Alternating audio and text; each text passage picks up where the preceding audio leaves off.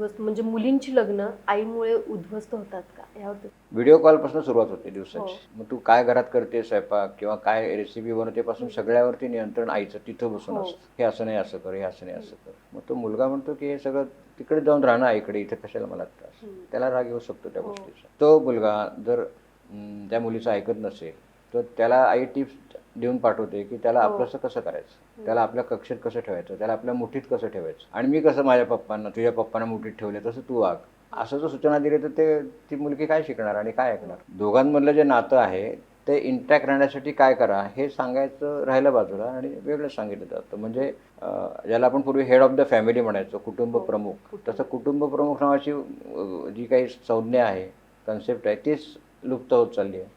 प्रत्येकजण स्वतंत्र आहे. आर्थिकदृष्ट्या स्वतंत्र मिळालं की नको त्या गोष्टी होतात.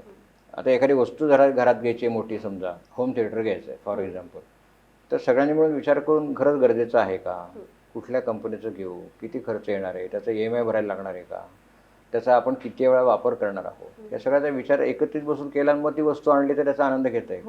पण मला वाटतं ह्यावरून मी घेतलं, मग तो चुकीची गोष्ट आहे. पण तसं होतं.